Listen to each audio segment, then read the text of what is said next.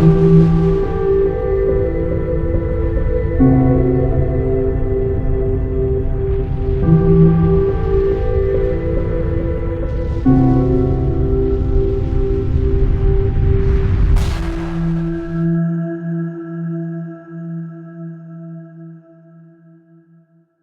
les amis, c'est la Sandron les vacances, alors j'ai décidé de vous faire une petite émission fraîcheur, sans trop grosse prise de tête en référence ou en source. Juste vous raconter une histoire qui m'est arrivée.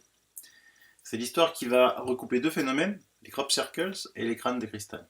Et si le sujet vous intéresse, je vais inviter dans une prochaine émission des spécialistes des crânes de cristal pour aller bien plus loin. Voilà l'histoire. Elle commence par un cadeau. J'ai connu Amel et Émeric Blanc sur le net il y a 2 ou 3 ans, je sais plus. J'ai l'impression de les connaître depuis tout le temps maintenant. J'ai fait des émissions avec eux sur cette même chaîne. Et je ne savais pas du tout à l'époque qu'ils étaient gardiens et passeurs de crânes de cristal. Je vous expliquerai plus loin ce que c'est. En fait, je m'étais très peu intéressé aux crânes de cristal jusqu'à cette époque. Un jour, Amel me demande mon adresse pour m'envoyer un colis. Je réceptionne un carton volumineux, mais je n'ai pas le temps de l'ouvrir et le mets dans le coffre de ma voiture et je pars au bureau. Quelques heures plus tard, Amel me demande si je l'avais bien réceptionné. Je vais chercher le colis dans le coffre de ma voiture et je le déballe dans mon bureau. Et là, je découvre ce que je pensais être un cœur en cristal. Je suis étonné et j'appelle Amel pour la remercier de m'avoir offert un cœur en cristal quand je m'aperçois que ce n'est pas du tout cela. C'est un crâne de cristal, mais non humain, de toute apparence. Alors je vais vous le montrer, ça sera beaucoup plus simple. Ah, il va y avoir de la lumière, donc attendez. On va prendre le dernier Nexus. Hop, je vais vous montrer comment il s'est présenté à moi. Voilà. Donc, quand je l'ai eu, c'était comme ça, quoi. Donc j'avais l'impression que c'était un cœur, je n'avais pas fait gaffe. Mais en fait, en tournant, hop, hop, hop, on voit que ce n'est pas un cœur. C'est un crâne, forme allongée. Voilà. Toutes petites dents, gros yeux. Voilà. Vous allez le voir après dans la vidéo, vous le verrez mieux que là. Donc Amel me donne un cours rapide, mais très rapide sur les crânes de cristal. Et en fait, elle avait demandé à celui-ci de se découvrir à moi sans me faire peur. Et donc il s'est présenté en tant que cœur. Elle me dit qu'ils ont ce crâne depuis longtemps, qu'il n'était pas destiné à la vente, et que ce crâne a dit mon nom. Donc voilà, Amel et Émeric ont alors compris que ce crâne devait me rejoindre. Mais toujours pour ne pas me faire peur, on trouvait le prétexte du colis. Je dois vous avouer néanmoins que je suis tout de même très cartésien à la base, et quand je ne connais pas un sujet, j'aime enquêter dessus. Et j'étais donc dubitatif, et le soir, en rentrant chez moi sur la route, je repense à tout cela. Ayant une amie médium habitant à 300 mètres de chez moi, je décide de m'y arrêter pour lui présenter le crâne. Là, elle me dit, mais qu'est-ce que c'est que ce truc ? Je lui réponds que justement, c'est pour le savoir que je suis pressé la voir. Et là, elle crie, mais ce truc parle ! Mais il parle ! Bien évidemment, moi, je n'entends rien. Elle me semble à la fois très étonnée et un peu effrayée.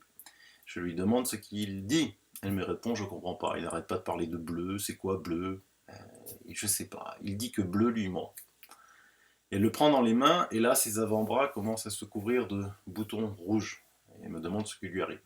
Je lui conseille de le poser et j'appelle Amel et Émeric. Et Émeric alors m'explique que justement les énergies des crânes ne peuvent pas coïncider avec tout le monde et que mon crâne possédait une énergie non en adéquation avec celle de mon ami.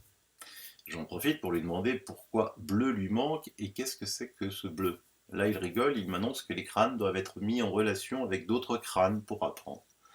Et que le crâne qui a tout appris au mien s'appelle Blue Ray.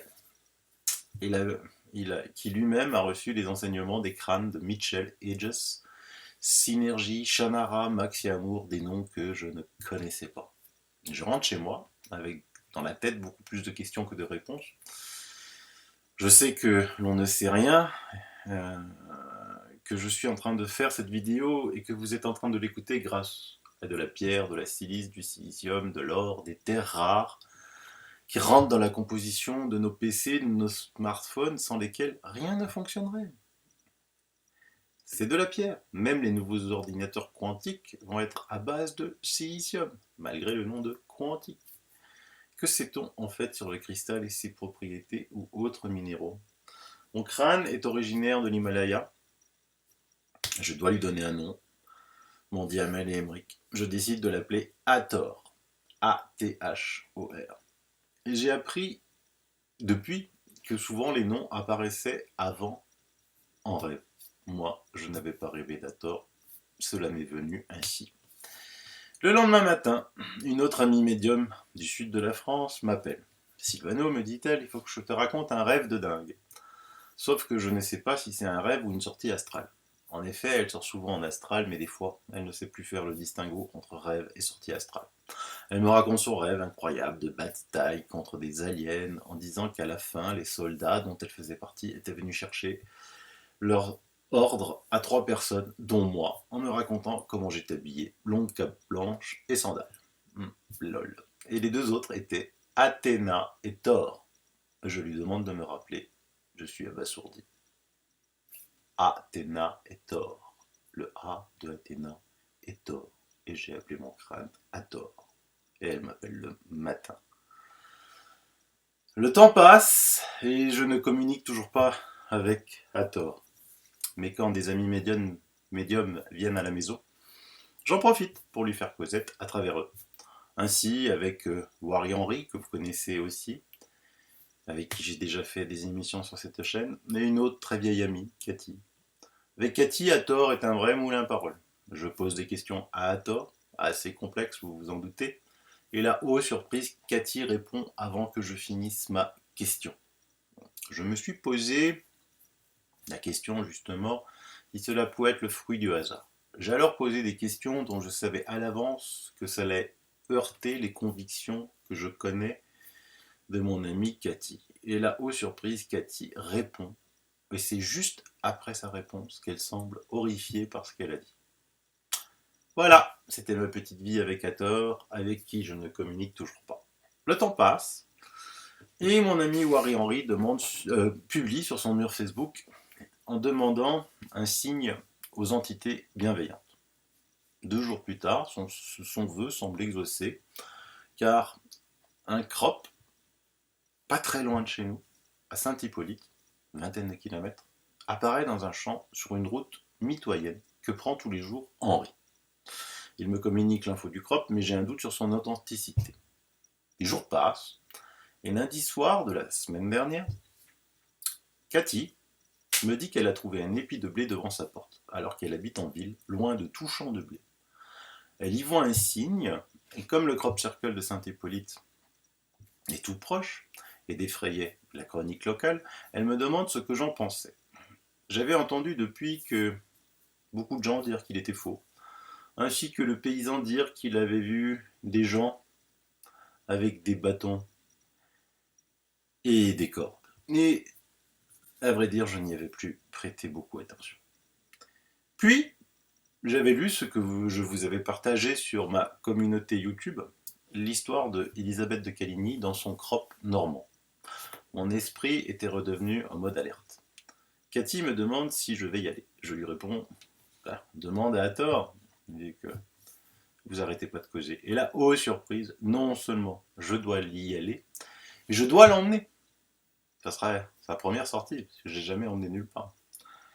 J'essaye de négocier car je ne vois pas dans mon agenda comment me libérer du temps pour y aller. Mais Hathor reste ferme et demande même d'emmener mon ami Henry Ward.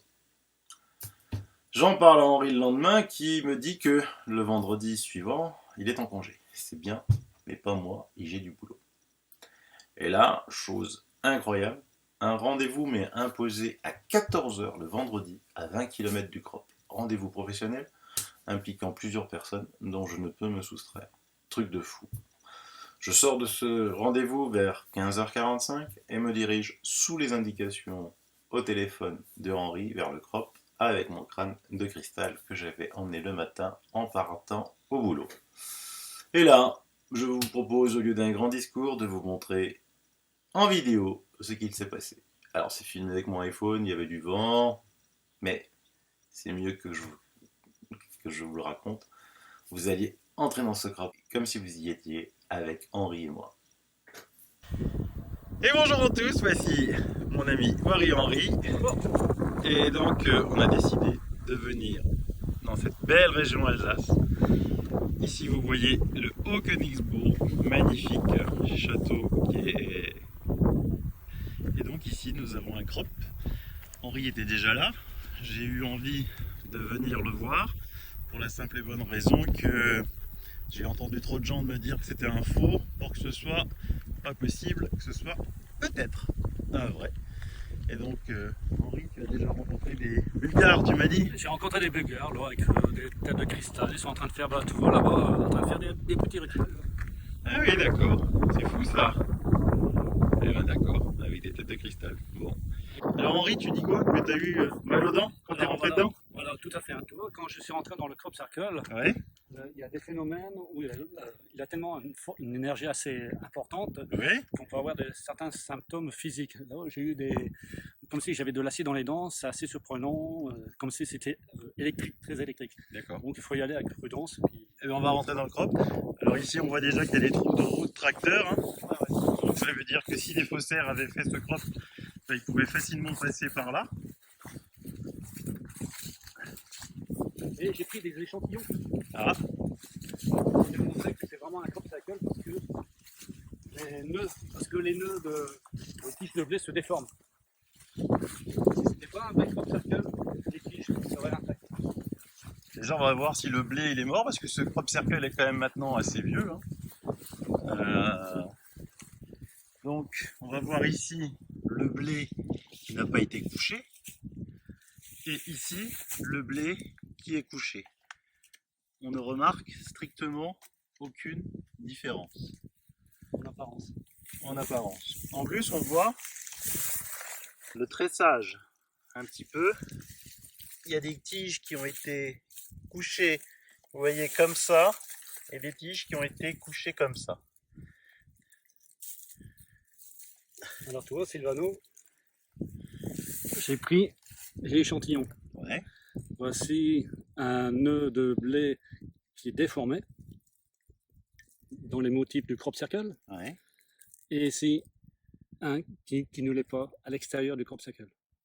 C'est-à-dire que celui-là, il est cassé. Alors celui-là, j'ai coupé, hein, j'ai déchiré pour avoir un échantillon. Il est gros ce nodule. Hein. Donc ce nodule, il est déformé. Alors que si tu regardes bien, à l'extérieur, ils sont tous droits, ils ne sont pas déformés. Ouais. Puis là, ça fait un gros nodule. Hein. Ouais. Ils sont tous comme ça, si tu regardes bien, ils sont tous comme ça. Je ne sais pas si vous voyez bien là.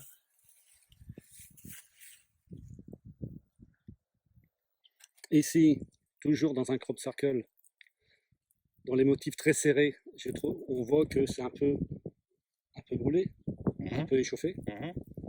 Et voilà quand un épi de blé est normal. C'est-à-dire que quand il devient sec. Quoi. Quand il est sec. Là, on voit bien que le blé, en fait, il continue de pousser. C'est-à-dire que malgré qu'il a été couché, il va se redresser.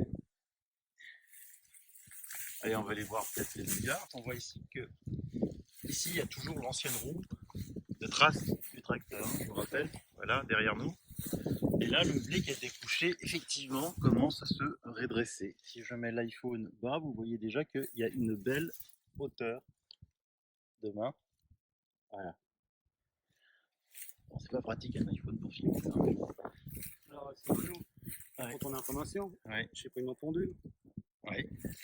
J'ai pris mon pendule et j'ai fait une étude de radiesthésie. Ouais. Et j'ai mon pendule qui a cassé.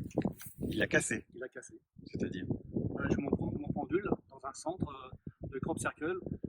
Mon pendule s'est projeté vers l'extérieur. Comme j'ai fait pour une étude d'un menhir, c'était la même chose. Mais par contre, pour le menhir, c'était à l'intérieur. Il s'est rapproché du menhir, tandis qu'ici, il s'est propulsé à l'extérieur. Ça va, je l'ai récupéré. En tout cas, je vais te dire un truc, c'est vrai ou faux, c'est une véritable publicité pour l'Alsace pour ceux qui veulent venir visiter. Moi. Bon, on va continuer nos investigations. Si, il faut aller un petit peu, surtout il faut aller au centre. Là, c'est quoi ça? C'est le premier cercle ici.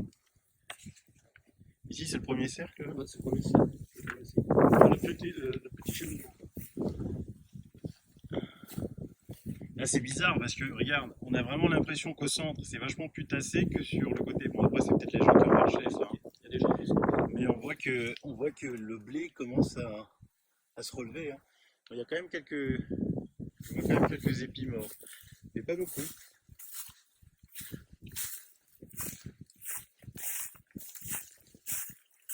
On continue, on rentre. Et là, on est un peu coincé.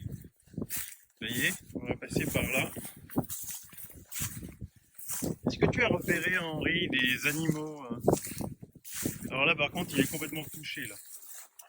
Alors là, il y a une différence énorme. Alors, je ne sais pas ce qui s'est passé ici. Ici, il est complètement sec, il est complètement brûlé, là, sur à peu près, ça fait quoi, 1,50 m de long. Voilà, Et là, il est vert. Ah, c'est impressionnant, je sais pas. Il y avait toujours les deux roues du tracteur ici, hein. Vous voyez, ça c'est les roues du tracteur, hein. Non, peut-être pas. Si, c'est les roues Ah, du c'est les roues du tracteur. tracteur. Si, c'est les roues du tracteur, ça. Ça fait l'axe. Et c'est marrant, c'est là où il y a les roues du tracteur en dessous. Il est bien mort. Ici, il y a un animal qui est venu creuser. Peut-être un sanglier. Non? Peut-être. En tout cas, j'ai vu des insectes qui restent pas. Il y a des insectes qui viennent, mais ils restent pas. Ils sont bons, c'est tout. Ils s'en vont? Ouais. C'est vrai qu'on n'est pas embêté hein, par les moustiques là. Et tout ça, c'est des bulgares? Ouais, tout ça, c'est la même chose.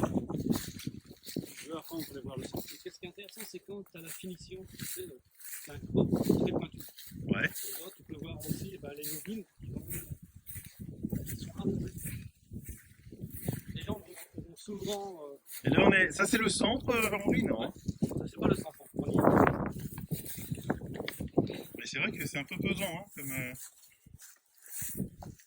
Je vais exactement ici. Où ça? Ici. Et du vent, là. Ok.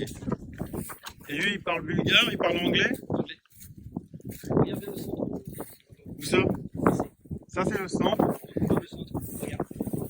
Le tourbillon. Ici c'est le centre du. Un des centres. Le centre. J'ai l'impression que. T'as mal au bras? T'as des engourdissements? Non, pas du tout.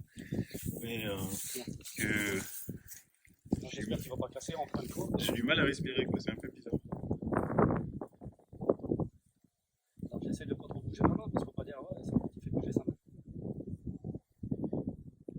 Je vois de l'intensité. Hein. Et il y en a qui sont encore plus forts. Plus tu t'approches vers le centre, plus c'est fort. Bien. Alors, faux ou pas, l'atmosphère est très lourde pour moi. C'est-à-dire que, comme si je cherchais un petit peu l'oxygène. Ici, on a des bulgares là, qui font des études, qui sentent des choses, je sais pas. Mais si on analyse ici dans le centre du cercle, on voit le maillage, le tressage du blé qui n'est absolument pas mort. Pourtant, ce crop est vieux, hein, je pense que moi j'avais eu l'info il y a déjà 2-3 semaines. Ici, on voit ce que c'est du blé mort, puisque là, c'est la trace de roue des tracteurs où ils passent. Et là, on voit que ça n'a rien à voir. Et c'est vraiment tressé d'une manière. Si tu regardes bien, Sylvano, par endroits, il y a des tiges qui sont explosées, carrément. Certains n'ont plus de tiges. Les tiges en haut, c'est carrément. Par endroits, ils n'en ont pas. Ici, la tige, elle n'existe plus. Alors, qu'est-ce qui est marrant, c'est qu'ils sont pliés, Ouais. comme si qu'ils sont un petit peu. Ils sont un petit peu échauffés, je ne sais pas. Ouais, c'est marrant ça. Il y a des endroits où il y a des tiges, il n'y a pas d'épis. Et le blé n'est pas mort. Le blé n'est pas mort. Si tu regardes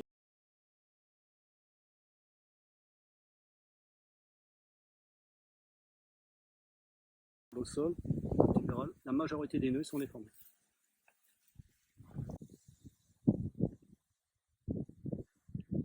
Donc là, on est toujours pas au centre en rien. Non, on n'est pas au sol. Et là, c'est marrant cette trace. C'est effectivement, on dirait. On voit bien que c'est comme si c'était effectivement un mini tourbillon. Vous voyez comme ça fait une spirale, c'est-à-dire que les épis sont vraiment comme ça, quoi. Hein. Vous voyez?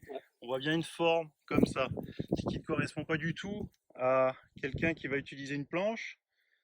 Parce que pour faire ça, il va falloir. En plus, je ne vous ai pas dit, mais là-bas, au loin, vous avez l'autoroute. Ici, euh, le Haukenigsbourg, où il y a toujours du monde, hein, surtout en été, et même de nuit parce qu'il y a des spectacles. Ici, vous avez le village de Saint-Hippolyte. Vous avez les lignes haute tension, et cette ligne haute tension, il y a une route, et là, il y a une route aussi principale le long du vignoble. Ce qui fait que pour faire ça de nuit, il faut absolument de la lumière. Et ça se verrait. Alors, vous voyez là, là, on a toujours le blé mort, mais on est toujours dans les 2 traces de pneus. C'est toujours mort ici. Et là, le blé, c'est effectivement, il est pas, c'est comme s'il se relève, quoi. On le voit mieux ici en perspective. Le blé se relève. C'est-à-dire que c'est pas du blé mort. Et là, je vois pas. Pour faire ça avec une corde, bois, il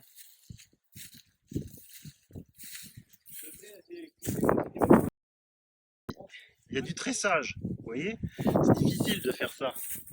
Des grains de blé tressés. C'est pas comme si c'était uniforme. Ouais, c'est vraiment encore là. Ils sont cassés. C'est cassé net, donc si c'était avec une planche, ça serait pas été possible. Donc il y a beaucoup qui sont cassés net comme ça. C'est vrai, c'est vrai, c'est vrai.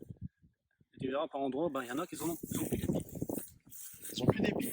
Ouais, il y a des tiges qui ont besoin d'affaires. Moi, je me sens lourd. Hein. Là, il y a une pression. Hein.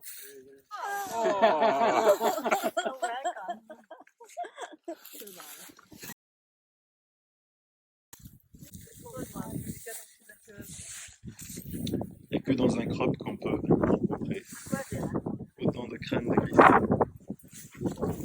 Voilà.